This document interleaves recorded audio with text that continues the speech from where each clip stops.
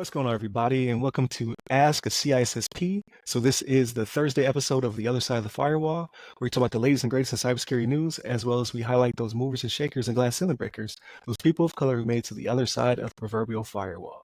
So speaking of which, I have Elizabeth Stevens on the show. So this is our first time meeting. Again, I'm notorious for like blindsiding people. Like, hey, let's just get on the call, and start talking. So I greatly appreciate you taking your time to be on the show.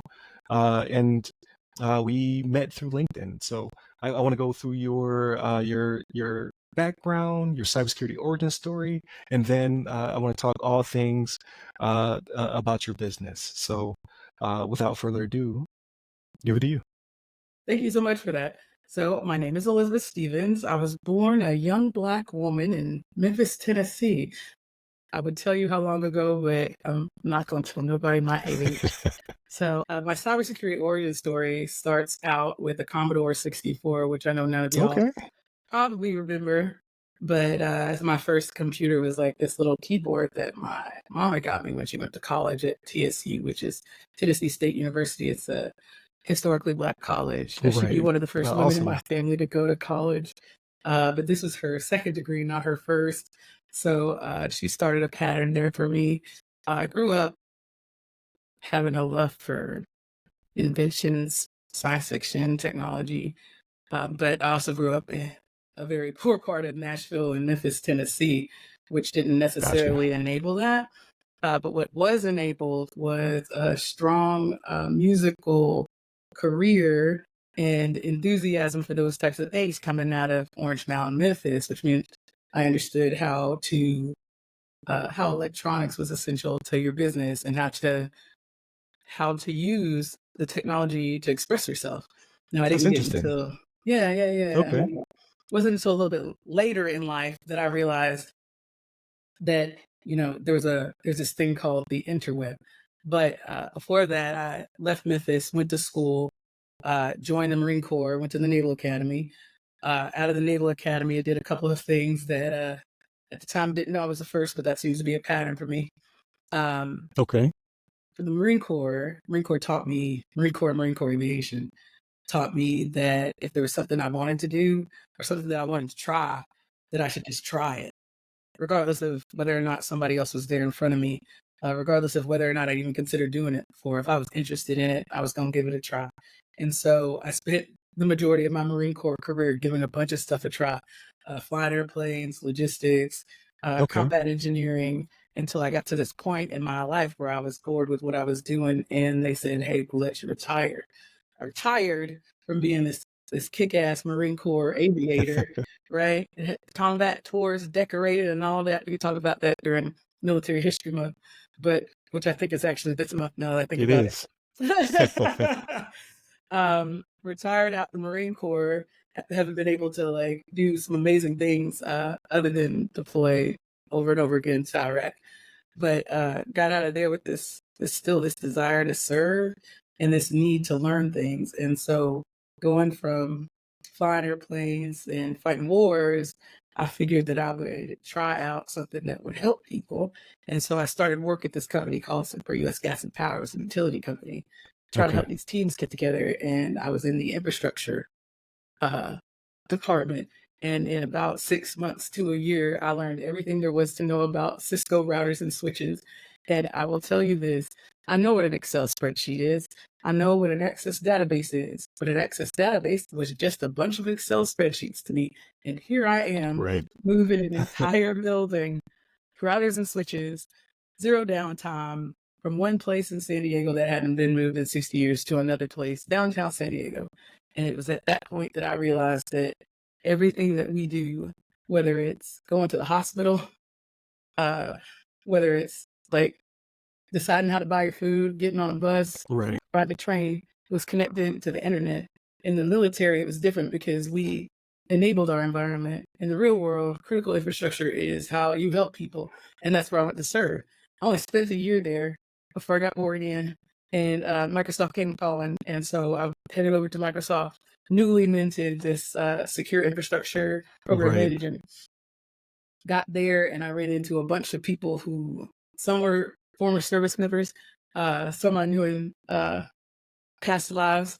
But the majority of the people that I met, they were a new kind of people. Some were smart from like way little in ways that I didn't even know you could be smart. Some like were born with quantum computers in their hands. I mean, the Right. language was different. I came out the Marine Corps, not the Air Force, right? The language was different. The pathways were different, and I had no experience being on the ground with this kind of people in this kind of world with a different language. And so I started kicking it up again, uh, learning everything I could learn as women of the South had taught me, hooking and jabbing and making teams. And by the time I felt firmly planted, so I've been about 6 years at Microsoft, firmly planted. I think I'd done 8 jobs in 6 years trying to figure out where I wanted to land, and it all lined up to cybersecurity. Okay. Now, I didn't mention that my bachelor's degree was in English literature, which to both of my parents' chagrin, because they're both engineers, but and I Gotcha. had no history at all. Again, Excel spreadsheets, you mean a database, like a database is like 17 Excel spreadsheets, right?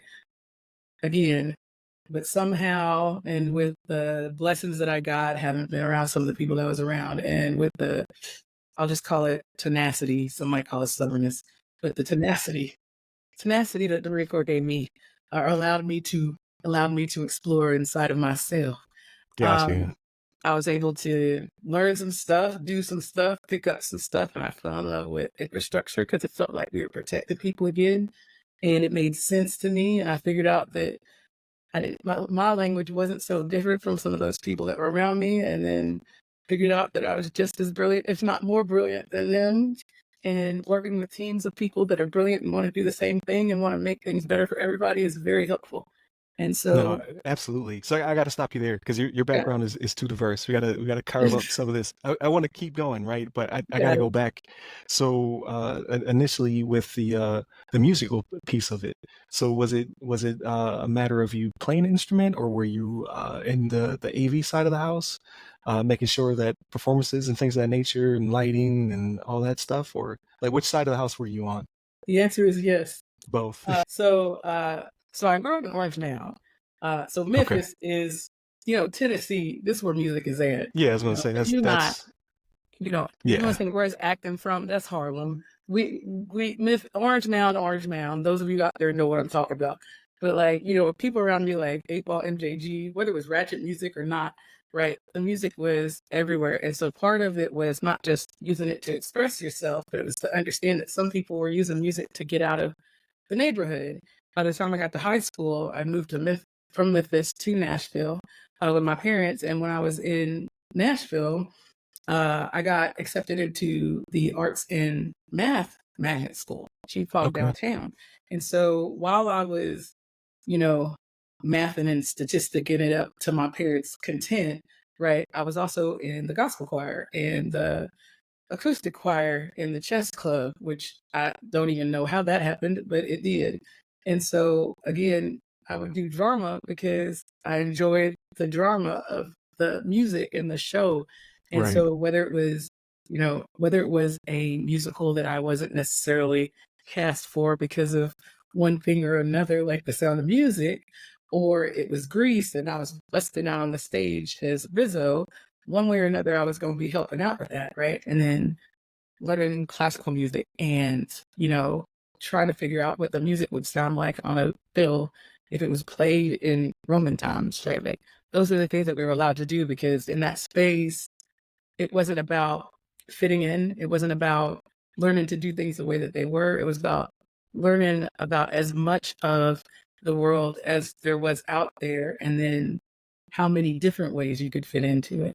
Right. So and what I find fascinating because I enjoy music. I love music. I even listen like I watch musicals on TV, things of that nature. I have no rhythm. I cannot carry a tune. Like I just don't possess You have a rhythm. It's it, just it's just disconnected not from your great. body. Yeah. It's very poor. But no, so you are so I spoke to Alan Wesley. He was also a music guy, and then I talked to Kane McGladry. He was theater and drama. I'm starting to see a lot of that kind of working well in this space. It's like Mm. kind of like you guys have engineering brains already, right? Like you're already stripping things apart. Like music is a language. as well as then you have the technical side of it, right? How does all these things work, and how do I make them work properly? So I'm seeing a lot of that now, and I find that fascinating, because it just seems to be a another route into cyber that no one talks about. No, I But think yeah, you're quite literally hitting it on the head. I mean, most of this, the phrase that people are like, I'm not technical enough, right? But who can put three different instruments together and make it sound like something? right. Who can Because it's a imagine it? language. Yeah, Right. And it's not just, it's math. It's math. Music is right. the one thing that you can say is both science and technology, right? It gets put into this art space, but it's sound. It's physical and it's digital at the same time in the most purest form, right? Mhm. Because we can't recreate it outside of our vocal cords. And then we mimic that with analog and digital signals, Right. right? That yeah, Sound that's waves. Sound waves. fascinating. Like yeah. So you already right. That's already a big part of you, Mm, an influence on you, right? So then when we move a little bit further into the timeline, you discussed how um you joined the Marines, mm. aviation. So I hats off to you for that. I don't like to. I'd like to travel. I never enjoyed Ospreys and just anything that just wasn't traditional plane. I was like, I don't want to be on it. So when I worked with the Marines, like their thing was Ospreys. I was like, I don't like it. Like, is it a helicopter or is it the plane? You can't be both. See, you're an aircraft bigot. I identify as both the tilt and the rotor. Okay, Ah. this is no, but it's completely understandable. I mean, Right, I'll be honest with you. I went to the Naval Academy when I didn't mean to go to the Naval Academy, right? I never heard of it, and the guy from West Point came down to interview me, and he said something like, he said I was overweight or something, and I was like, okay, bye. And right, which was good because my parents had empowered me to do that, right? Nobody wanted me to go in the military anyway. When the Naval Academy representative came, it was a whole different story. We were talking about the future, we were talking about technology, we were talking about a bunch of different things. And so by the time I got to the point where, like, even before I got to, hey, I think I'll be a Marine Corps pilot, it was about what choices do you want to make and where do you fit best, right? I want to say that I spent 4 years at the Naval Academy learning patience and endurance and everything there was to learn about, how to be a warrior, how to be a leader. But I'm pretty sure I got that from the women that raised me in my childhood and the right, neighborhood, the men and women in the neighborhood that, kept us fed and made sure that we knew that my grandmother was proud of us and that kind of stuff, right? But by the time I finished the Naval Academy, or the point where I got to the end of the Naval Academy, the thing that I had learned as an English major, through my weapons class, my calculus class, my stats class, my thermodynamics class, through my summer cruises, was that right. it really didn't matter what you were learning as long as you could keep learning. And so at some point, I remember it was my senior year, at some point, because I was doing my thesis on the Dark Knight comic book, that's why I remember. Um, and my double E prof, electrical engineering prof, she was a Marine, like tall, scary looking lady. You know what I mean? Like that. She's like that television show Marine lady, the one I got that you. from Lawyer Jack. She was like brilliant physics teacher is how I met her, and she's my EE and double E instructor. Mind you, I was an English literature major, right? You hear all these words that are coming out my mouth, right? None of this makes any sense. And she said to me, because you have to interview, she said to me, um, Shipman Okoriba, my last name is actually Okoriba. My father's from Ghana in West Africa. But Stevens is my married name. Got you. I'm divorced now, but I kept it.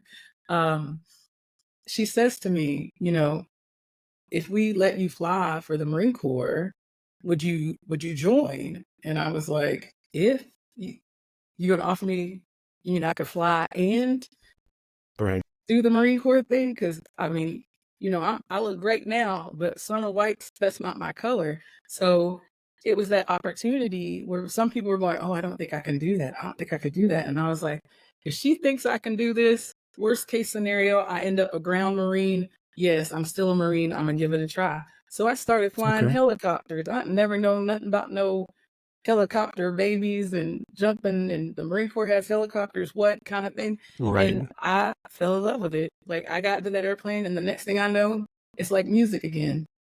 Everything just made sense, right? But it wasn't easy, right? So I say this because when you talk about cybersecurity and you talk about the kind of things that we're doing nowadays, it takes a certain kind of mindset, one that's not willing to take no for an answer, but also one Right. who, when you see what has happened in the past, you recognize that that's not necessarily what's going to happen in the future, right? Like, I'm lazy.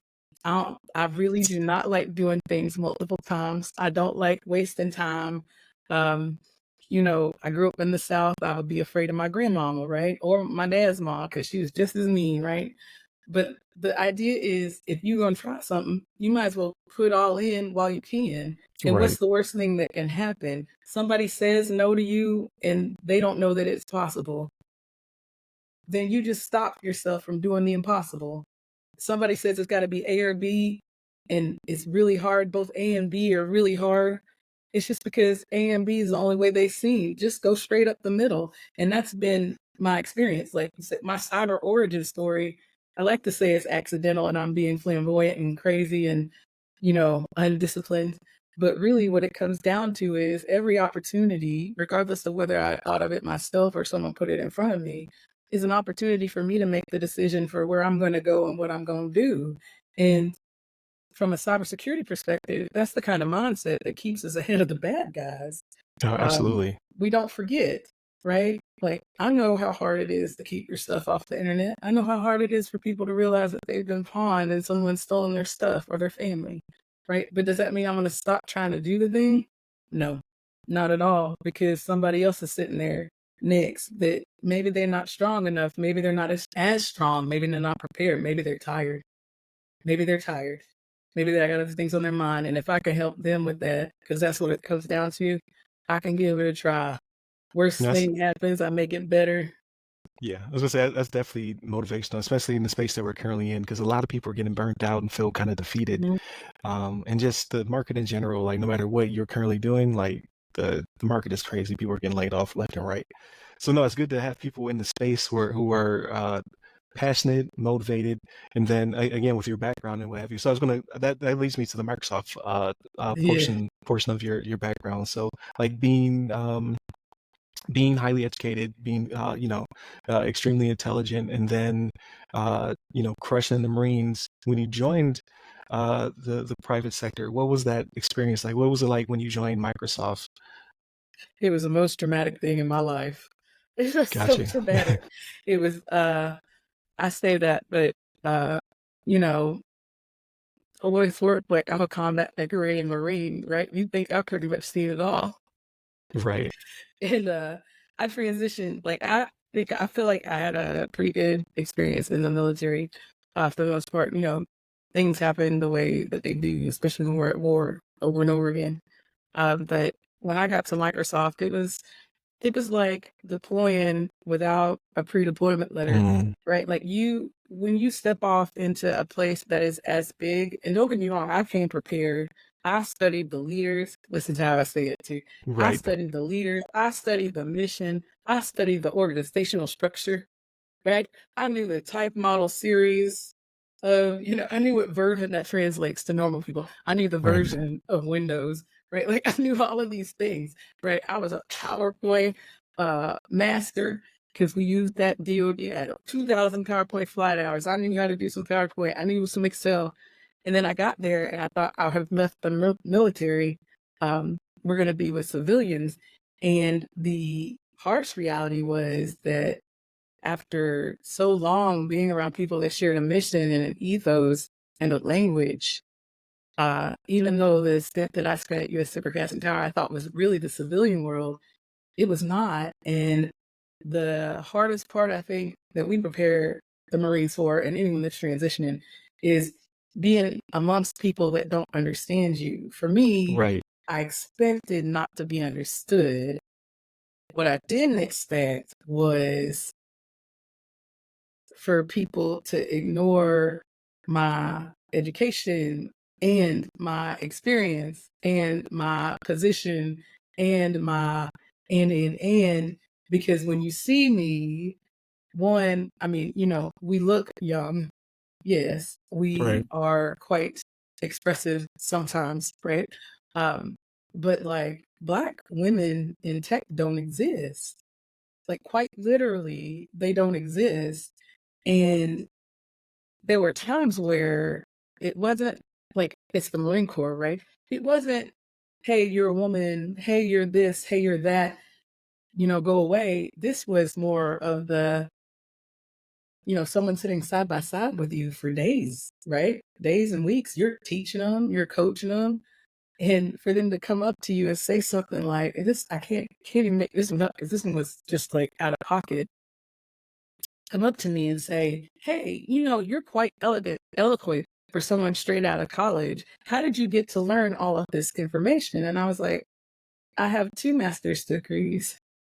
Right. And And I an just taught them entire this career. whole thing, right? Right. And so it's like coming from the military, especially the way that I came out of the military and coming from the South, we're used to people being truthful and upfront, overt even, right? Right. We don't mind so much if you don't like us, right? Or you don't appreciate us. We don't mind so much that as long as we know where we stand. It's a very different world when you run into people that don't know that they don't know. The cognitive dissonance was alarming, right? Because after coming from a place and the way I grew up, because it's the same where I grew up, you come from a place where you're taught you are a team. Like your whole purpose is to be here and to help Right. and to fall better. To get to a place where people don't even see themselves, let alone you, it was very shocking. It was kind of traumatic, even. I mean, don't get me wrong, like, there are really good people there, otherwise I wouldn't have stayed. Uh, Right. but it's a very smart people. So the example is the thing that like solidified cybersecurity for me at Microsoft. We were at it was 2017, I think. There was this huge outage, and I was working that event. And mind you, I was not technical at that point. Right, I was either a project manager, delivery service manager, business Gotcha. manager. By the time I became a principal software engineer, I was like, y'all, what? Principal software engine? You sure you want me to put? Okay, right? Like principal software engineer? Are you kidding? But like we sat down 12, maybe 13 hours into this outage. Nobody knew what was happening. Nobody knew why. Could have been anything. And the guy that was working right beside me, good dude, right? Not a bad person. He turns and he's like, I can't believe we're still sitting here working on this. Why do they have us here? The only reason we're here is so these kids can play Xbox. This doesn't make any sense. And I swear to you, the Marine in me wanted to like chop Right. him. This is But the I turned mission. to him. Yeah, I'm like, what are you doing? Right? But get this. I go, not Xbox. I go, this is the data center that supports the women and children of Texas. WIC of Texas. There is a little girl, little boy walk around here who has promised themselves that they will never let their child go hungry, and they can't get food and diapers right now. It's not about the Xbox, right? Right. And he looked at me, he's like, how do you even know that? I'm like, how long you been here? Like he'd been there a decade, right? Like Oh how wow. long have you been? You don't know. Like Microsoft is this, and I say this Microsoft like this way because I can say this now. Like y'all know, like as much as I'm like, I left Microsoft. Obviously, I didn't go choose a losing team, right? But I Right. say that like if somebody's gonna be able to do this, right? There's 2 kinds of big tech companies. Either you're the evil empire, that's Microsoft, or you're the agile empire, that's AWS. If somebody's going to be able to solve the big problems, it's going to be the one that can keep stepping forward every day, doing it over and over again. But if the Right. people internal to the organism, that's, because it's a bunch of people at Microsoft, if they don't know why they're fighting, the only people getting hurt are people like me, right? Like they're talking about playing Xbox and Call of Duty. I'm talking about feeding my children. Right. And that's Right. when I said, I guess I got to do this myself and bring as many people that understand with me. And that was a good person, right? So I left the Marine Corps thinking my watch was over, thinking I can like settle down and sit back and enjoy my kids and my retirement. And then I realized there's so much more to keep fighting. And that's So, just like we got right. hacked. Right. So with that being said, because when I talk to a lot of people who are entrepreneurs and they're starting they Mm-hmm. start their own business or they're serial entrepreneurs, like when I talk to Chelsea Pierre, she's working on a whole different I love that vertical for a business, right? whole level. It seems to be we like to run into fires. We enjoy it. Not that we enjoy per se the trauma or the pain of it, but we enjoy fixing the problem. So with that being said, when you were in that mindset, and you're like, this guy he doesn't understand the environment, right? He doesn't understand what the mission is or why we're doing this. Yeah. He's just a very well paid uh, person who sits in the seat. Uh, was the And pivot smart, right and very blind, intelligent? Yeah. blind, but smart, right? Did you ask for the pivot to go into the next phase of your career, or was it asked of you? Like, hey, we know that you know what you're doing and what you're talking about, and you're very amenable to several different types of I don't even know what to call it. I would No, say, I'm sorry. I was gonna say I fit into a bunch of different roles.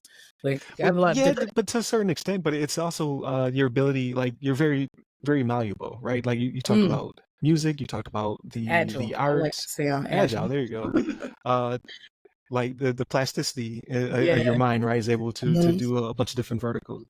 Yeah. So was it you saying like, okay, I can go do this, or was it again asked of you like the when you were in the academy going to Yeah. be a pilot? Was it asked of you like, hey, you could do this because X, Y, and Z? You're like, you know what, I can do that, and I'm going to go do that.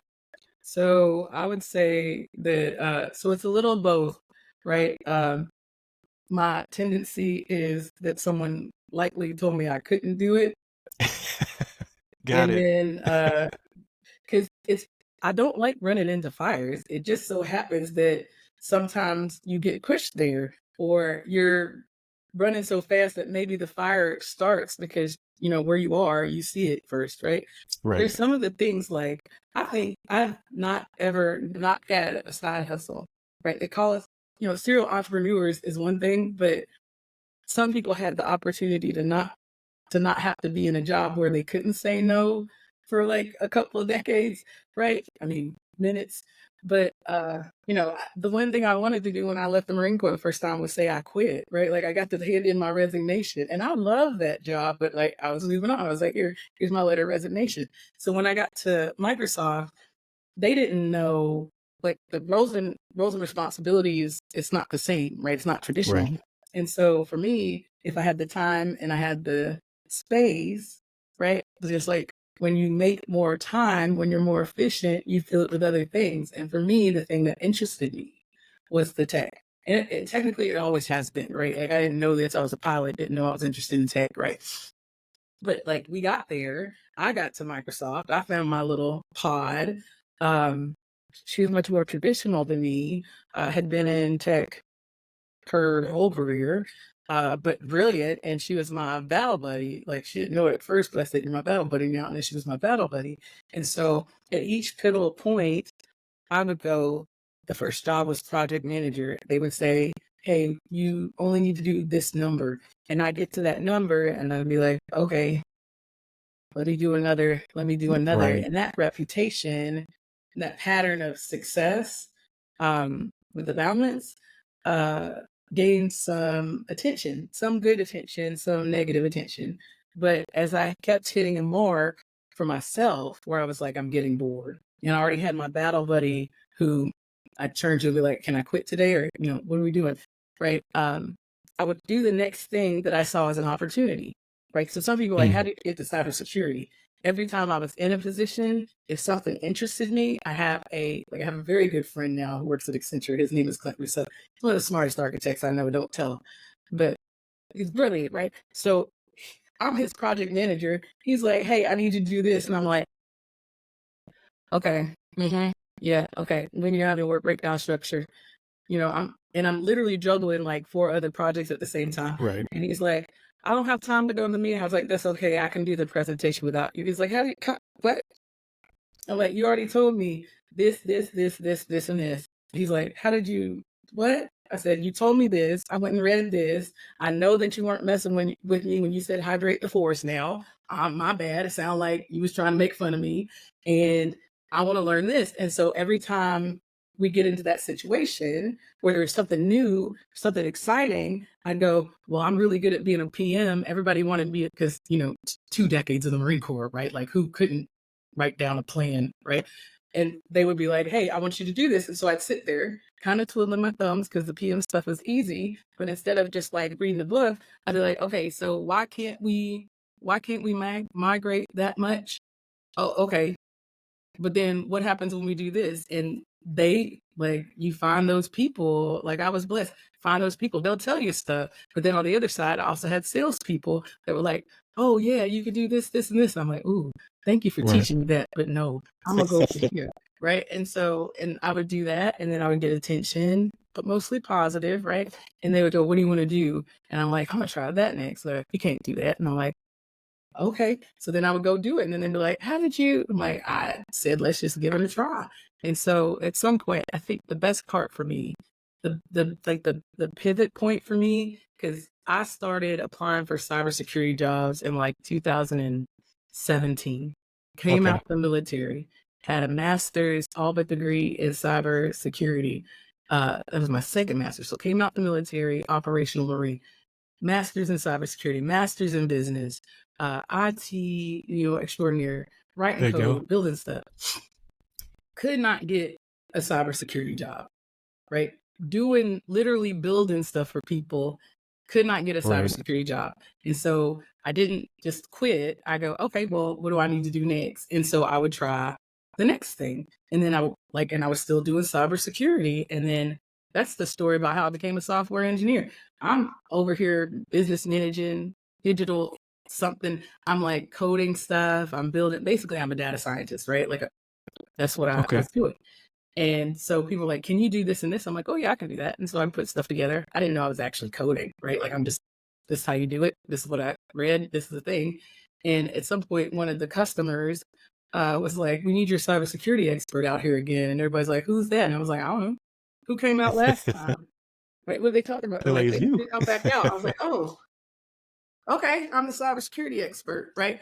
And then, I did a couple other things. They're like, oh, cybersecurity. I'm like, I can't get a cybersecurity job, right? And Right. so I got, like I said, and then there's a little bit of luck. I hit up a job that I didn't want. My battle buddy became a chief of staff. And I was like, there was a gentleman that needed a new chief of staff. His chief of staff actually found me.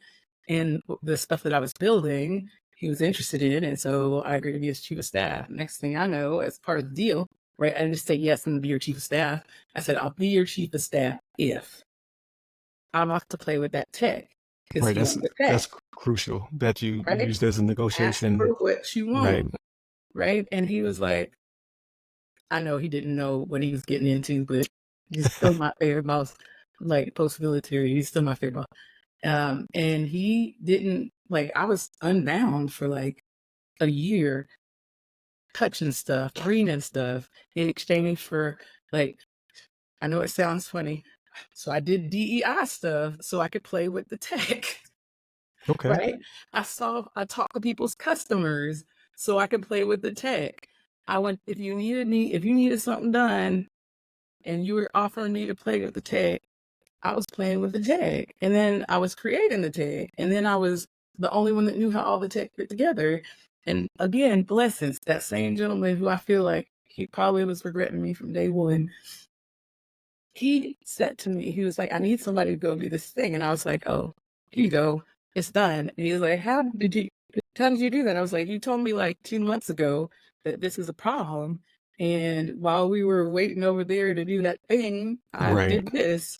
And he's like, that's Is it strange. Yeah. initiative, right? He's Like like, a lot of people that's, just like, well, it's not part of my statement of work, or yeah, like exactly. my Yeah. time is done for the day. Yeah. Yeah. But And he's yeah, like, but thank you.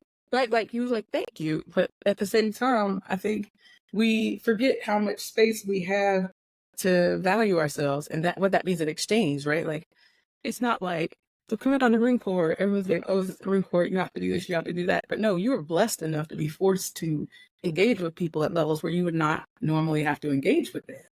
And then come into a place when people didn't have to engage with each other. Brilliant Right. people, like brilliant minds, some not, some not. Okay, some not at all. But like some brilliant people have no idea how to communicate, no idea how to like write down what they're thinking, no idea how to simply like stand still in a room and communicate comfort to the people that they're serving, right? Because they've never had to. And then you have Right. someone like me that's always had to come in and like I don't exist in their mind. But like that's a utility. That's a utility for them. The things that people don't think are your strengths. Like you don't have a degree. You don't have you don't have like you're not neurotypical. You don't think like everybody else. That is exactly why I've been so successful. Because if I thought like everybody else, I wouldn't be able to see past the problem. And you know, that tenacity and stubbornness. There you go. I mean, like nothing's wrong with like people take the stubborn as a negative connotation. It just means that I'm going to stick with it. Like, because my Exactly. wife calls me stubborn all the time. Like, no, I'm just Tenacious. I'm yeah, tenacious. tenacious, right? But no. So I think you hit a lot of key points, especially for people who are trying to break in, because it is kind of frustrating. Even people who you know are coming straight out of college, or they do have their certifications, or like uh, uh, we military folk, right? Yes. Sometimes it's hard to translate, so you'll run into a person who has no idea of what the military does or how it works, and either you're not speaking the same language, or it sounds like fabrications, because some of the stuff we're Yeah. allowed to do in the military, they would Yeah. never give it to a teenager. Never, it Yeah. never would happen. So that's just hard to get your point across, because like, nah, that's not, you didn't lead 30, 40 people. That's nah, that doesn't make sense. Like I've been You heard that yeah. one too, right? Like, Yeah, you're like, yeah, I did. Because I had to. pretty It's, sure. it's Like, sink or swim, right? So you mhm. do pick up a lot of tools in your tool belt that simply don't exist uh, at the same age ranges, right? Like No. you'll come into a position where somebody who has been doing something for a long period of Mhm. time, but they're still, you know, wet behind Stagnated. the ears, because they haven't had to lead, manage, and motivate and push. Well, and I Um, think that's the key, right? Because people are losing their jobs, right? Like, it's not the same as it used to be. And the right. military thing in the last I say 5 to 8 years, but for a reason, has been problematic because you're just now seeing the things that we were playing with when we were in, right? It's just now coming to light that this or that is the thing. And, you know, some of us have been playing with language models for a very long time and didn't realize that I didn't know I was a data scientist, right? Right. But when you get out, because I still, you know, I try to help people, mentor people, you get out the military and you're like, I'm this and I've done this. I can't tell you how many Intel analysts I'm trying to help right now. I've done this. I'm a master gunnery sergeant, Intel specialist analyst, pick which side of the fence, which armed services, and I want to get a job as a mid-level Intel analyst. And they're being told they don't have the expertise or the experience for Right. that level. And it's not because of anything they're doing wrong, right? It's because in the olden days, right? I said it that way. In the olden days, you had to work at a company for 10 years to be an expert on the thing. And right now, everything is changing. That's why it's our time. That's why you see so many of us out here being entrepreneurs, because Right. the thing that people had in the past was tradition, balance, years of work, right? Like I've been at Microsoft for this many years. I opened this, started this. But today, you know, Elizabeth Stevens, say 2017, 18, fresh out of the military, you know, almost feels like it, fresh out of the military. I'm like, do this, this, and this, and this. How'd you know that? I read the documentation. Like, but how did you Right. know that? I quite literally just read the doc. Um, I just read the documentation, reading and they're like, "Well, comprehension. you're the expert. You're the expert now." So, like, I say it in jest, but if you Mhm. think about it, being able to look at something and go, I don't know about that. That is a skill, and if you never have to exercise Like if you're always like, this is my box. This is the problem with like some of the developers now that are scared to lose their jobs because, they're not learning. But like, Right. think about this. I'll give you one better. So I started out flying one helicopter. I ended up flying a different tilt rotor aircraft thing. Okay. Every year that technology changed for Marines, Army, Air Force, Coast Guard even, and some of our Department of Homeland Security, FBI types. Every year the environment changes. That means you translate those exact words to technology. When in the history of the internet has the environment changed at the pace that it's changing right now? It has never. No, So for things are those of us that know how definitely to flying be by. agile, cybersecurity, they need us. We know how to look at things. We know how to work and operate when things change. So the people that have never had to deal with change because they could just buy their way out of the issue, or they always had they had like a MacBook, whatever. They've always had the best hardware, the best software, the best cell phones. When something changes, they haven't flexed that muscle. Most people that haven't gone to college have been flexing that muscle for decades. Right. That's It's where the very talent true. is, Very true. right? So yeah, you bring up a lot of key points, especially when it comes to just being amendable. I've seen a lot of rigidity, I guess would be Yeah. the word I'm trying to grasp at. Where it's just like, this is what I do, this is what my statement of work is, and it's just, that's it. Like that's the end of the day, and then we come in and we're used to, hey, airman, or the soldier or whomever is gone, PCS or Yeah. TDY. Now you have to backfill that person and do whatever they were doing, and there's a lot of cross utilization within the military, especially when funding dries up. Right? It's like, well, Yes. we don't have anybody that we could bring in that's an expert, so you are now going to read the material, and I need you to come up with a product by X. And it's just the way it is. I think that is a major strength.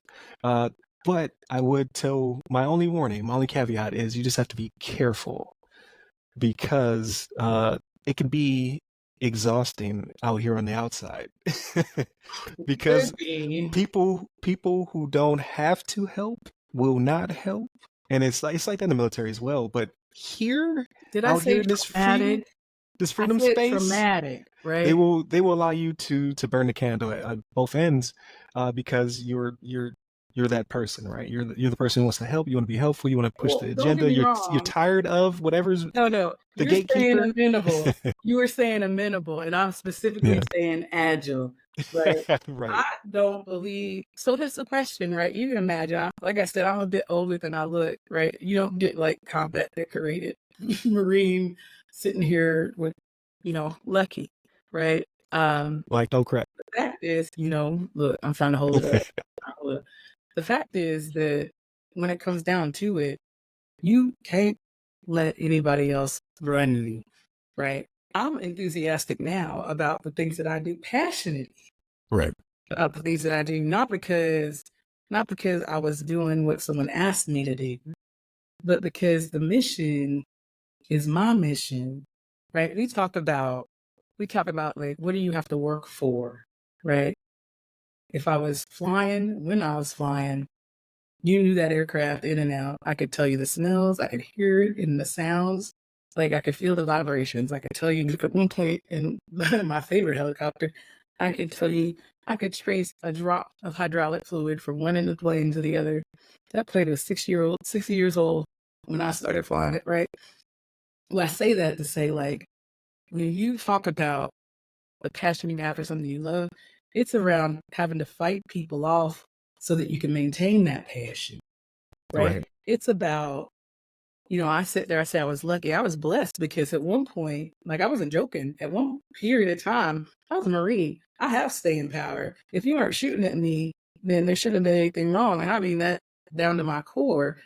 And at one point, I think I was asking my battle buddy once a quarter, can I quit now? This is what they're doing, right? Right. And it's because we are taught accountability, and that's not a common thing. And our community is taught accountability, even for things that aren't our fault. And so for me, when I say, you do your thing, like what I did.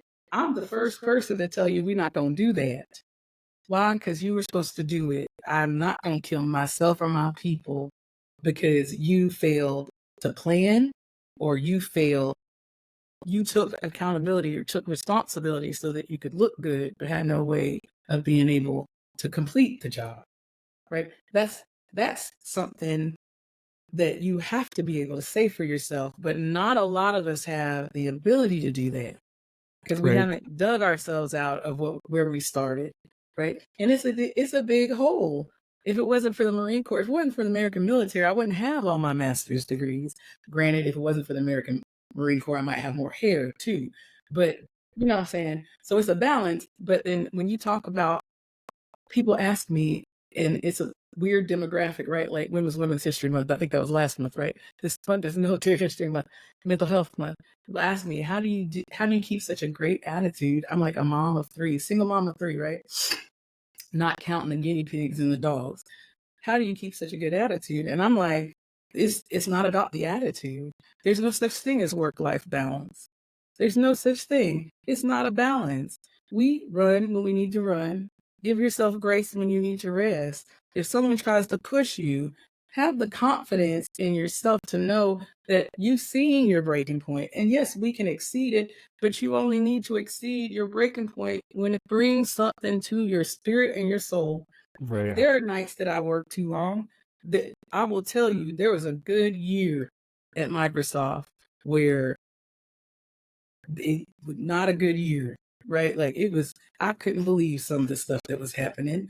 But at the same time, right, I could have chosen, or I thought I could have chosen to walk away, right? The trick is knowing when you're thinking that you can and when you can. Because when we get into this space where we feel like people are coming at us, you forget that it's not them that gets to tell you whether or not you've been successful. Nobody else knows what you've been going through. Nobody else knows how much fire you have or how little, because it's your fire. And everything around us, bad people included, cyber criminals, nation states, is trying to teach us that we don't know better. That's why, and we talked a little bit about this, that's why the democratization of cyber and technology in general is my jam. Like I say, I want to protect American families. I want to protect everybody's family. But it's not just because I feel like I'm a warrior. I want to protect people by telling them that they can protect themselves. I believe that every single American, every single person on this planet should be able to go, I don't want you to have my information because, and should know, oh, a password is actually a thing and multi-factor authentication is a thing. And I have a right to do this for myself. I want everybody to be able to be a prompt engineer. Instead of, like, people are having meetings right now about our future. The White House, I think it's earlier today, today's the 6th, so earlier today, there is a meeting at the White House with all of these big businesses, all of these companies invited to the White House for the first time ever to figure out how to fix the labor shortage in cybersecurity. Now, for the record, the definition of insanity is doing the same thing over and over again. It is. And expecting a different result. So at this point, I go, there are many people, myself included, that are on the tip of the spear. Literally the only people, there's ones of us in the entire world, in the globe. Are any of those faces being invited? No.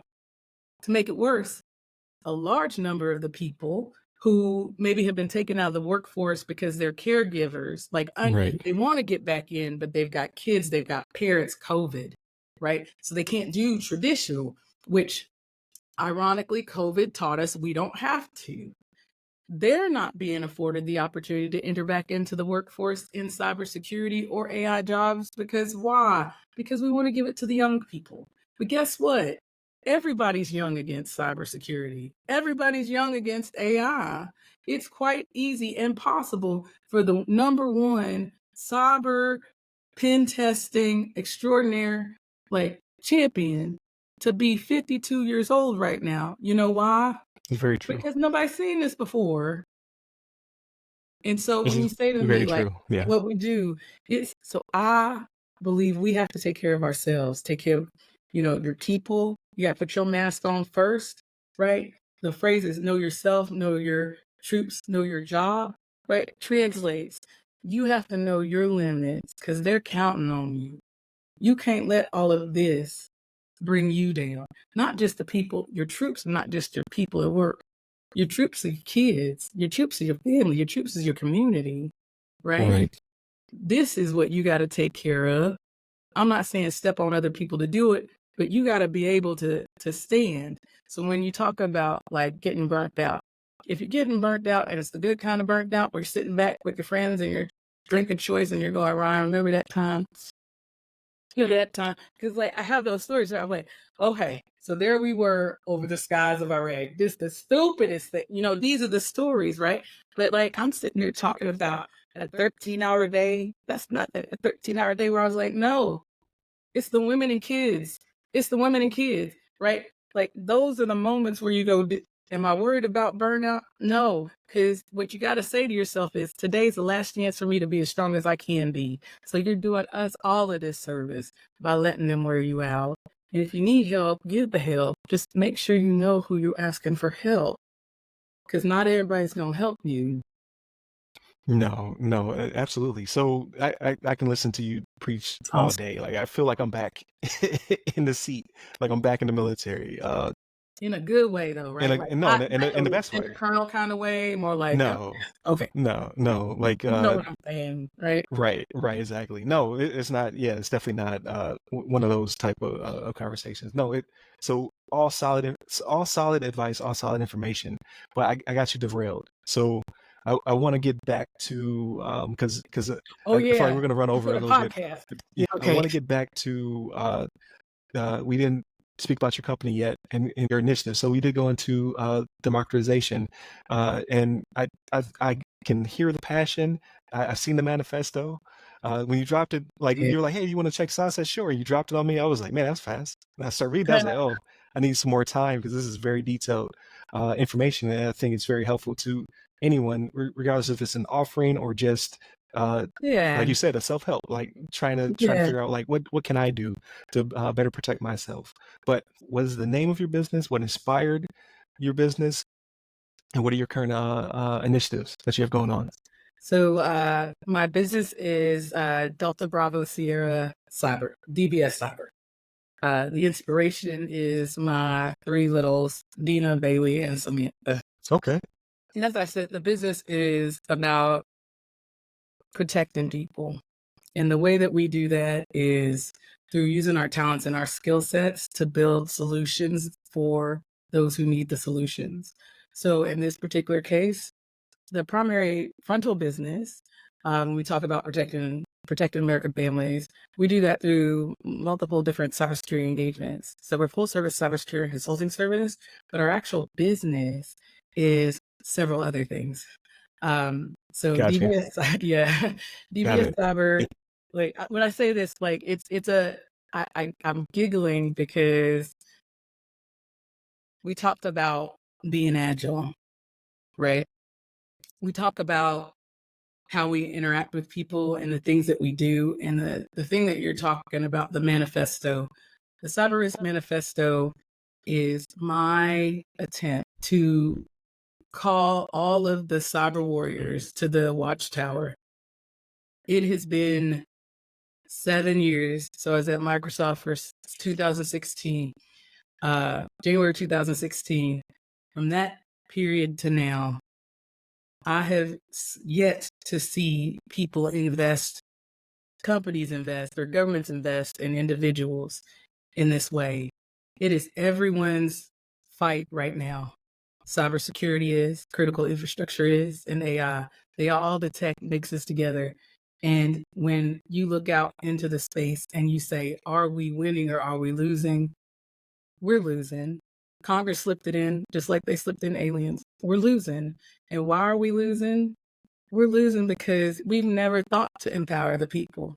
We've never thought to tell the tractor trailer driver or the mom sitting home homeschooling her kids or even the caregiver, you can do this too, right? And if you don't tell the people that are the strongest and the most plentiful that they can do this, then we must not want to win. And so knowing how the business runs, the business is about revenue. The business is about building quickly, building stably, and building the solution that the most people will pay for. 80% of the revenue comes from 20% of the business, and we are not the business, which means, guess what? When COVID sent us home and all the business were like, the only way you can do business is from home, suddenly, the one thing, the one resource that is the most expendable, the people, became the one resource that was the most important. And Right. then COVID went away, and the people that took care of their people and had them out there working in the ether, out on the nodes at the ends, they were still making money. They were still able to operate. They were still able to innovate. And the people that were going home to the houses with their families and their extended families and their dogs that could still work because they're used to not having things perfect, they were the value prop. But we went back. They also became an exposure, right? Right. What was the one thing we hadn't been investing in? Our people. Now, a lot of business, like CISSP, they'll say the biggest vulnerability is, they say insider threat. People aren't the biggest vulnerability. We're the biggest attack surface. We're the critical vulnerability. No, we're not that. They're saying that, but the truth is, without each one of us, the endpoints, call us agents, whatever you need to do, you educate us, we protect you. And Right. that's what it's about, because no longer can we afford, like, everyone's afraid of generative AI. Everyone's like, the adversarial AI paper was 2 years ago, right? Like, that's the one I wrote 2 years ago. We're not in a state where this stuff is new. We're just in a state where now everybody has it. And the only way to do what we need to do to protect ourselves is to teach everybody how to use it and how to protect themselves so they can make a choice for themselves.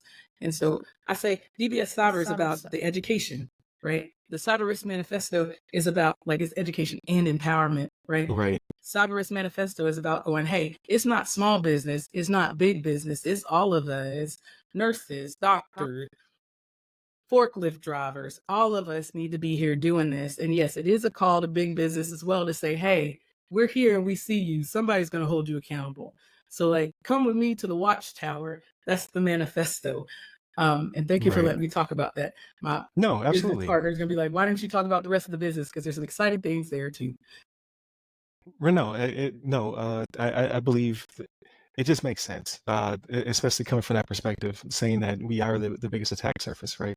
And it is a lack of education. And a friend of mine just sent me, because I'm in Hernando County, or I'm not in Hernando County, he's in Hernando County, Okay. Florida. I'm in Pasco, but Hernando just had a breach. So hundreds of thousands of people, data out there, right? Since it's down here, probably Department of Justice or the FBI is probably down here, Mm-hmm. trying to. There's a CERT team, most likely. Like they're trying to do a lot of stuff, but I, how many people are aware that this happened to them? Probably a handful of us. And I'm not even from So, Hernando County, right? So meanwhile, I'm in Nashville, Tennessee. So if you could name a health organization that's oh being hacked right now, yeah, that might be in this area. I mean, part of it is, so DBS Cyber is really about building a digital resilient, like a resilient digital future. That's what we want to do. But what that means is, like, everybody's got to be able to do it for themselves. It is about DBS Cyber is for us, by us, cyber AI empowerment. So I will educate people. We do give courses. I build, like, if it's a cyber thing, I'll build it, right? Integration we do as well, but, like, okay, I'm up your belt. It's about a community of cyber resilience. Like, our biggest thing, like the thing that's closest to my heart, is our Cyber Kids initiative. Cyber Kids initiative is about, it starts out with creating content, and not like this education content, right, but creating content so that we can show everybody that they can do this for themselves, by themselves. And in doing so, creating that content for people to look like you and me and like my neighbors and say, hey, we do see people in cybersecurity. We do see people that know how to do AI. You talk it, you live it. So the kids around you, they can talk it and live it. And guess what? It's not just the kids because they'll make TikToks about it. It's the grandparents who are going to complain about them making TikToks about the password, right? Like my 6-year-old, she's my number 2 password vault, right? Because a lot of helicopter landings, short-term memory is horrible. And I go, Samantha, what's my password for this? And she's like, okay, your password for the vault is, right? And at some point you think, if we're not teaching it in schools, because we're not, if we're not talking about it on the basketball courts, because we're not, if it's not a part of our lifestyle, if it's not a part of what we do, it's never going to be. And so Cyber Kids is about bringing cybersecurity and AI to every child in a way that makes sense to them. And not just like, hey, we're going to take it into the schools. We're talking about having kids make their own videos and amplifying that, using the way that we communicate. If like you're at a 3-on-3 tournament, one of the events going to be sponsored by some kind of cybersecurity thing. Like, I want the kids talking about ransomware and like in a Roblox, that's what the kids play nowadays, right? In a Roblox crew, right, on their little servers, or in Lumion Legacy, apparently, when they're talking to each other, they'd be like, don't talk to that guy. We think he's a bot because he's trying to get your information. Don't tell him where you really live because of this, and this. Like, these are the kind of things that the kids should know, but nobody's teaching them. Like, you can't even talk about cybersecurity and funding unless you're getting a master's or you live in the DC Beltway, right? We got some amazing people out in like Northern California, having gone to Stanford or whatnot, like changed their whole lives, done some amazing things, people. But because they're there, they get the tech bug. You got people in DC, because the money in the government's there, they get the tech bug. Right. You're in Florida, I'm in Tennessee. Like, there's a lot of people here that have been building stuff, tearing stuff down, know how to think outside the box, but they've never been able to touch the tech bug, which is why I said what I said about the White House, right? If you really want us to do something, then let us do it. Let us teach each other the way we need to teach. Let us champion for ourselves. Let us SEO keyword our own keywords. Listen to the language models. Give us not just the people that you always give it to us, and let us do what we need to do, because I guarantee you right now, and that's my big thing, is like keeping people aware of what's going on. Right now, we have people making laws about what is your right to privacy and what isn't. Everybody remembers like Roe v. Wade being rescinded. I'm gonna say it like that, rescinded, right? But does anybody remember what happened to your privacy rights during that same period of time? No, because nobody wants to talk about it. Look at your paperwork. Even I myself get caught. I know you're familiar with Office of Personnel Management leaks. Oh yeah. As yeah. am OPM. I. Yeah. Right. All of my information is out there too. So all I'm saying to people is don't give up. I'm saying to our government officials, this is not just your fight, it's all of our fight. In Tennessee, we're volunteers. We know what to do. Let us help protect ourselves, because we can. And then everybody that wants to be in cyber or AI that says, I don't know if I can be, come find me. I'll teach you. Look, you can come do a Cyber Kids campaign with me. We can run the shows. We're looking for funding, volunteers, actors, again, for us, by us. You want to talk about AI agents and how I'm using those to build what I'll call productivity Right. for small businesses and space, right? And technically the VOD, like, these are the things that we can do, not because I got educated anywhere, because it's all brand new, because I wanted to learn about it. And if you want to learn about it, come find us, because the part of DBS Cyber LLC that I don't talk about is the nonprofit. And I know I should be talking mostly about that, but the nonprofit is about going, you come over here and learn from us. I will teach you. And then guess what? As soon as we get a Cyber 911 call, if you align to the culture and you're willing to help other people, there's a seat for you on one of those desks. Mm. Just come here and do it, because what they're not telling you right now, as they're laying everybody off and the job market's doing what it's doing, the reason that the bigger companies are getting smaller is because times like this is when innovation happens. And it doesn't happen at the big companies because they're too heavy, which is why they will start buying things soon or Right, leaning into exactly. DoD and government contracts. They know that all of you are sitting on the big idea. So if you can't get in with a company that doesn't appreciate you or wants to undervalue you, stop blocking yourself. My company, DBS Cyber, says there's always a third way. It's never just black and white. And if you can find a way, if you can't find a way, we'll make one. But that's the whole point. Like the other thing, like I'm a cybersecurity company. You hear me? Cyber in the name, AI integration, kids education, adult education, leadership. The one that we get to do, right? Everybody gets a side hustle. The one that we get to do is TOVA. It's my favorite one, actually. Okay. It's my side hustle. TOVA is it's a PTSD bot. So it is a Okay. dog. Right now, well, it's a dog and it's a dragon. So effectively, people cannot get in to see the mental health services that they need right now. They can't. And so the problem statement isn't there aren't enough mental health professionals, because that is a problem, but that's not the issue. The problem statement is that the people that need the help cannot get to those professionals, regardless of whether or not there was enough of them. They're not everywhere. TOVA it started out as a personal assistant animal because some of us believe that we might not be responsible enough to have an actual animal. And so what it does is we use robot technology. This was in build robot technology to create these animals, the dog, for your mobile phone. And so once you log in, the robot is, well, I can't tell you everything, but it's very exciting. But like your Gotcha. personal assistant pet is on your phone, sort of gamified, all safe and secure because I do cyber.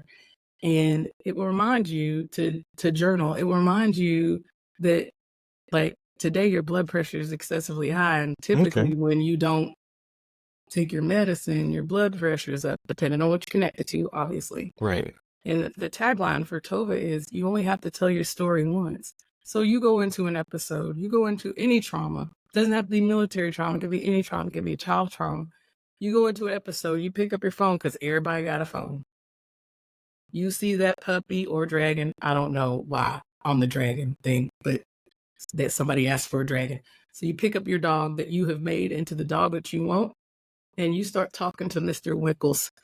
Mr. Wiggles, this what happened. This what I'm feeling. This what's going on with me right now. And that is now your journal, your text. And guess what? Because we do have the technology, now you got a baseline from your voice, a baseline from your face, depending on whether or not you have your camera enabled, right? And all of that data is at your fingertips, not in an unsafe way, but if you so choose, like fully operational, because we can have an AI bot named Alexa help us shop, but nobody's doing this for us, right? Now you have your buddy right there with you, and it's always with you, even when your friends can't be with you.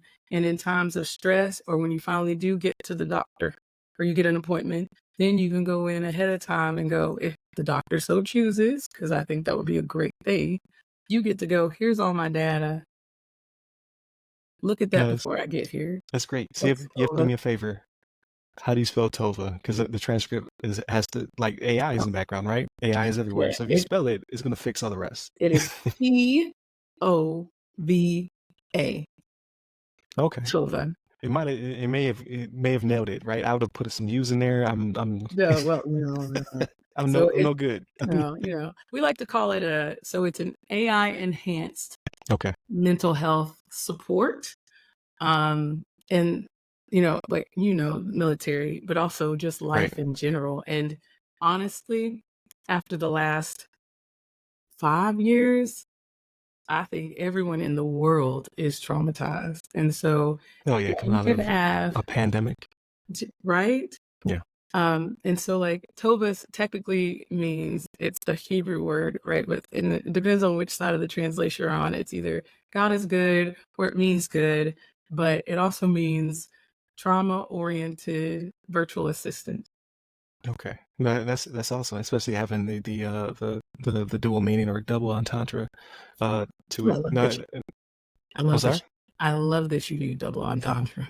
I know a couple words. You Just a know, that's couple though, great. like two, three. Um, so no, that's great, and that's the type of initiative that definitely wanted you to bring to the table. Again, we didn't really have a conversation beforehand. I tried to do some research, and you know what's really crazy is I did not see anything. I did see you're a veteran, but I did not see the extent. So I don't think it was a, No, a, well, you know right. how we do. I recognize I have failed to work on actually communicating who I am via LinkedIn and other things. I mean, part of it too is, cybersecurity paranoia. But so my name is Elizabeth Stevens. I was commissioned in the Marine Corps, first female Marine Corps pilot out of the Naval Academy, first Black female to fly combat helicopter, first. There's a lot of firsts. The first woman to fly the V-22, responsible for the first Iraqi elections, flew that mission uh, over some pretty Right. sketchy skies in a helicopter that, like I said, was 60 years old at the time and had beer cans, patching it up. That's just the first 5 years of my Marine Corps career. Right. After that, there's a bunch of other stuff that have to do with the Osprey and the Joint Strike Fighter, standing up the hangars, doing programs, like most recently or previously recently. Just over the years, there's different things, right? Like, so may or may not be responsible with one of those architects that I mentioned earlier for the first petabyte data migration, may or may not have been the Okay. first one to use containers to move customer data. That's before I even knew what a Docker was, right? Me and my partners, because that's the kind of people we worked around. There was a problem and Right. we need to fix it. I've been inducted into the National War College. I Oh, think right now I'm the only outstanding. one. Yeah, I think I'm the only living inductee at this point. Was the last Microsoft job was the director of cyber defense risk intelligence for the data centers worldwide. So all of the Microsoft data centers I was responsible for. And 3 beautiful little girls. I play a mean game of World of Warcraft and also Okay. Warza, but most recently Age of Empires because it helps quiet my brain. Okay. Born and bred in Tennessee, Nashville, Memphis mostly. The book, I'm writing a book. It's at the editor now, about to be released. It's not the Elizabeth Stevens story. It's the Gotcha. cybersecurity and how we need to build a resilient digital future story that comes after the manifesto. But I'm sure the Elizabeth Stevens story will come next too. So there's All the above is outstanding. So with that being said, so like my brain is going crazy right now because I'm like this. I have so many more questions, but we don't have that much more time, right? who are you Because kidding? We don't have much more time. I think we blew through the 45 minutes we spot did to you. by a lot. Uh, I'm sorry, not so sorry. I said what I said. no, you're outstanding interview. But no, like my brain's going crazy because like yeah, now I have a bunch of other threads I like to start pulling on. But we'd have a 3 hour podcast.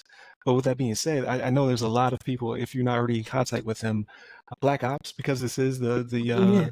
the month. Like I know 2 of the people who were being featured in that documentary only because just sheer luck, right? Oh wow. Being in the task force environment for the last quarter of my career, I got to meet a lot of really cool people, and a lot of them are just like you, like amazing war veterans that serve the country, and you deserve all the flowers.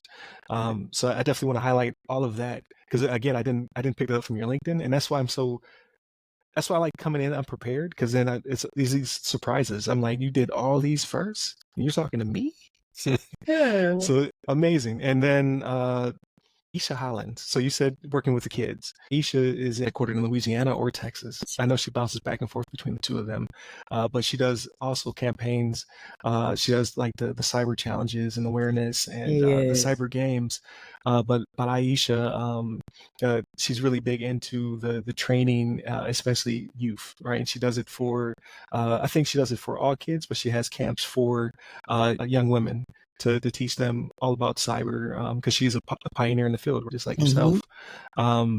So I definitely think you two need to have a conversation, just because your initiatives are I think that they would coalesce very well with one another. But then it's when you're pushing the manifesto and you're building. I've been blessed to have people on the show who want to, are willing to spend the time to talk to me about their initiatives and what have you. So I just need to get all y'all in a room, I would love it. 'Cause like get I mean, all of you again, together. can we call it the Cyber Watchtower? Like But yeah, I'll we bring the definitely, drinks, if you show and up. I'll be there. So I mean, I think that's it too. Because remember, like the thing about I say that as I look over my shoulder, like somebody's in my office with me, other than the dogs. Right? The thing about being the first is that you're always by yourself, right? Yes, But I I know I could y'all definitely out see that. there. I know y'all are out there. Like I don't know how to get to you. I mean, obviously I do in some way because I'm like, hey, Ryan, right? No, absolutely, and what's intriguing to me is uh, that there's a common thread there, right? So the Aisha Hollins, Chelsea Pierres, Ellen Wesley, Derek Phillips, like the list goes on and on. I didn't leave anybody out on purpose, right? Like it's too many. I've had a Mm, really good 2024 with so many people showing up. Mike Wares, Kane McGladrys, all of these individuals, like you guys all have a passion for what you're currently doing, and then you had passions before and you'll have passions in the future. You're just very passionate people. You want to move grass, you want to pass the torch. You're motivated, right? mm, And that's where we really need that right now in cybersecurity, because there's a lot of people, not even just from the burnout piece of it. It's just uh, we feel defeated because the bad guys are winning, and they're winning because they are passionate about what they're doing, and mhm. it's profitable. Um, so like, And let's be honest, they're also unburdened by ethics. right, Like, there's no so, degree to be a bad guy. You right, don't have to have a certification to be a bad guy. Like all exactly, these things, limitless. You just exactly. need time and some tenacity, right? And Uh, no one's saying, hey, you can't help me hack this because you don't have a high school diploma, right, right? No one's saying that to them. And see, there you go, bringing up the certifications. I'm going to say this. Just because you don't have a piece of paper doesn't mean you're not good at this.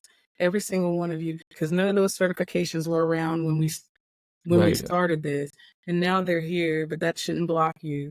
And what I'll say is, anybody, but I will partner, I will team, I will conscript if necessary, but only voluntarily. But find me at Elizabeth at dbscyber.com. That's it. Just find me, because if you got something, that's the other thing. I said we have a side hustle. People, and that's why I say I keep becoming an integrator. If you have something and you think you can build it, you think it's a good idea, but you don't know how to start, bring it to us. We'll look at it. We'll see if it's something that we can help you with. And if we can't, we'll give you the documentation and try to put you in the right direction. Just because someone doesn't know how to build it doesn't mean it's not going to be amazing. So, and if we, to be honest, just seeing like Ryan, seeing some of the people that you've had on your podcast, some of the people that are coming through here right now, none of us are the same. None of us, not a single right. one of us, can say that we grew up in the same neighborhood doing the same things, which means every single one of us can bring something to the table. And if we can, and if you want to, then how are we not the next startup? I mean, I hope in 2 decades they're trying to come at us for antitrust because we own everything. Right. Like No, that's very the true. goal, Yeah. right? No, very true. And it's just a matter of, like you said, it's very fertile soil right now with the turn a negative into a positive with the layoffs and things of that nature. People Hmm. who they've become unburdened. and then Yeah. and hopefully they become Unburden unburdened in a good way. We and hope. they're Like right, they don't unburdened know in a you. good way, Yeah. and being a good person as well, right? Because I feel as though a lot of these people who have become unburdened are now also on the bad side because they're getting very organized as though they are small businesses. So it leads me to believe Not they're people kidding. But who not kidding, right? Like the put your flight suit. So I say this thing is like this is the geek in me, right? I go, I did say I was an English major. I say people are like, this is the nexus. This is the time where things are changing, right? People used to read about today in books by Isaac Asimov, right? Like it's I know true. you heard me Yeah, say this before.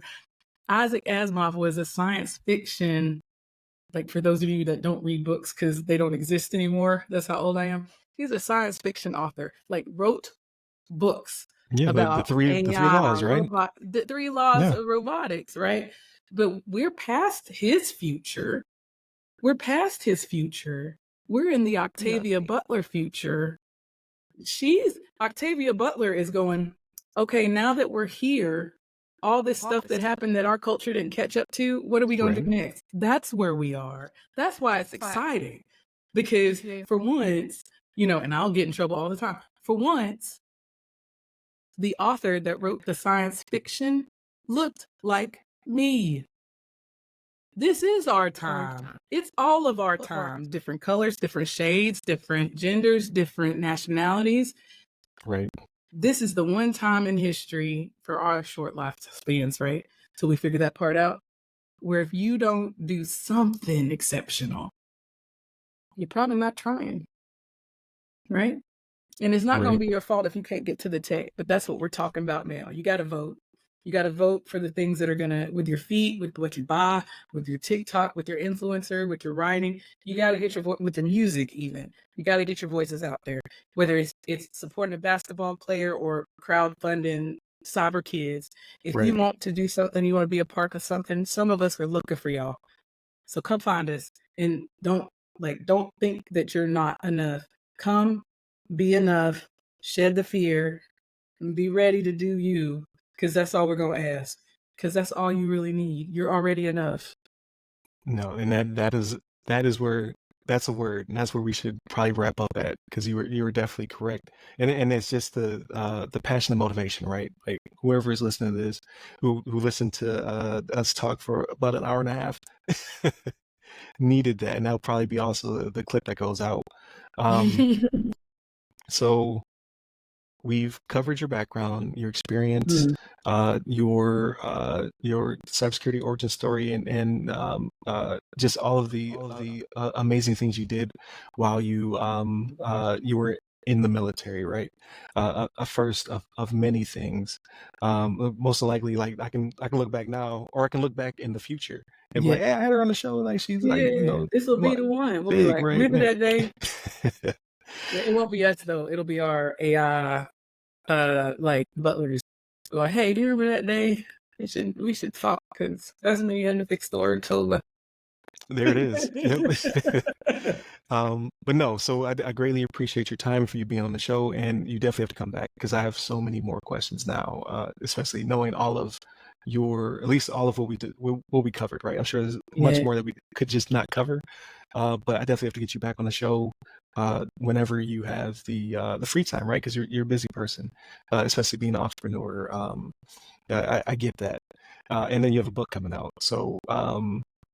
When the book is ready to come out, definitely give me all the details I'll get you all the so I deets. can put it out there. Get you all the Uh, deets. yeah, No, put it no, you know and what? I'll do you one better. How about this? You are now a technical reviewer of the book. that'd be So awesome. look for an invitation before Friday. We'll have 4 meetings. I'll tell you about those later, but Okay, welcome. I It should be appreciate it. it should be released sometime June, the end of June, close to the end of June. But Really? Okay. So yes, that's not that far away. no, Congratulations in advance. You're right there. So another author, right? So I've had Sam Brown on, Aisha Hollins. well, not Uh, till I get across the line, because I like to count this time. got you. Who else? Jeff Lodick. Like there's a lot of there's a lot of commonalities, Yeah. and all these people are either pioneers in what they do, serial entrepreneurs, or mass majority of them are veterans. Yeah. It just goes to show. But I gotta let you go. Please, please, please, to the audience, like, share, subscribe. So got a lot of traffic, a lot more. I think we're over 7,000 views over the past couple of weeks, which is amazing. And the stats tell me that a lot of you are new. Like, share, subscribe, all that good stuff. Hit a bell if there's a bell involved. You can hit us up at all the websites that go by our name. It's either the other side of the firewall, the other side of the FW, ask a CISSP, or you can hit me up personally. I'm at RyRy Security Guy. That's RY Security Guy. You can find me on LinkedIn, Clubhouse, Twitter, Threads, IG, Facebook, and TikTok while that lasts. And then we're, because I know you already gave the website, but if you can just give us a quick recap, where can they find you and any applicable websites? Yeah, find me at Liz Stevens at YouTube. You can find me at DBS Cyber on YouTube as well. Look for me at, again, the email is Elizabeth at DBS, that's Delta Bravo Sierra, cyber.com. You can find me on LinkedIn, find us on YouTube, Facebook, TikTok while it lasts. If you look up Cyber Kids, that's where we're landing on TikTok. But one way or another, pick a channel, and we'll respond. There it is. So and Discord. You forgot Discord. So I'm not on there yet. I don't understand it I don't completely. be there. So I'm not there yet. not One sure. day. Sure. But yes, hit up all the sites. Make sure, and everything will be in the description below. So if you're watching this on YouTube or in one of our embedded articles or the newsletter, which has over 1,100 people currently subscribed, which you should subscribe as well, and it drops every Friday, please do so. And you'll have all this information.